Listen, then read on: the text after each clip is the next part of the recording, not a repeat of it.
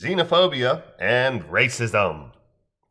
Xenophobia and racism continue to flourish and thrive in the USA, and most of its adherents aren't even aware that we are afflicted. Taught to view racists as the clan of sheet-clad miscreants flying Confederate flags above banners of insipid insensitivity and myopic race-baiting, we fail to see the systemic racism, oppression, condescending exclusivity, and inculcated fear response towards other, which we are taught from the cradle as we blindly deny our own infection in the great national disease many suffer with, even as we spread the malignancy that glibly and blindly puts knee to neck across our land.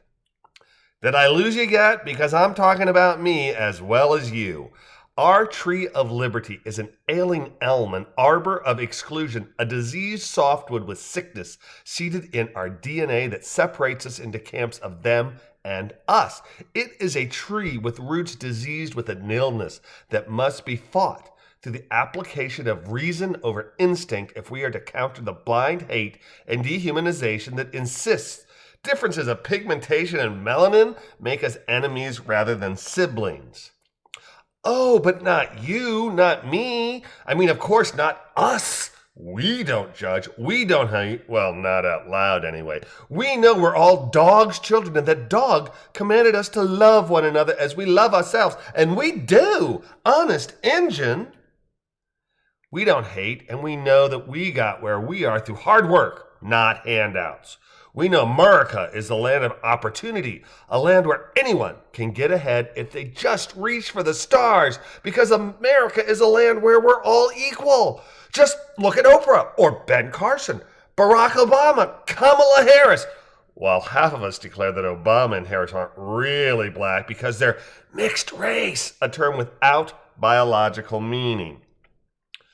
We were raking leaves and shoveling driveways to earn cash before we hit 10 years old.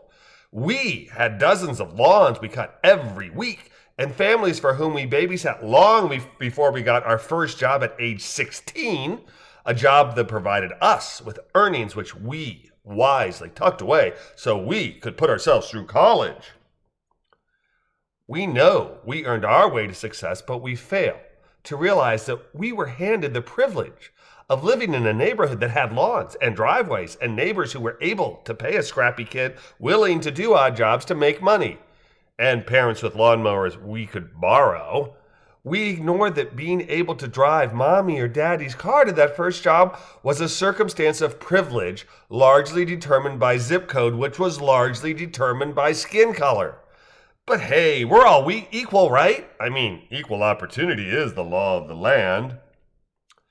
If we refuse to see the inherent racism woven deeply into the fabric of the USA, if we deny that poverty is a legacy of slavery, that funding schools based upon local property taxes is a means to perpetuate unequal opportunity, that voter repression and disenfranchisement is a racist goal that serves to reinforce the myopic, self-serving delusion of white superiority, then we will never have a just and equal society, and our much-touted shining city on a hill would be forever an exclusive address ringed by a wall of fear, hatred, and privilege, a reality with which I fear many of us are just fine.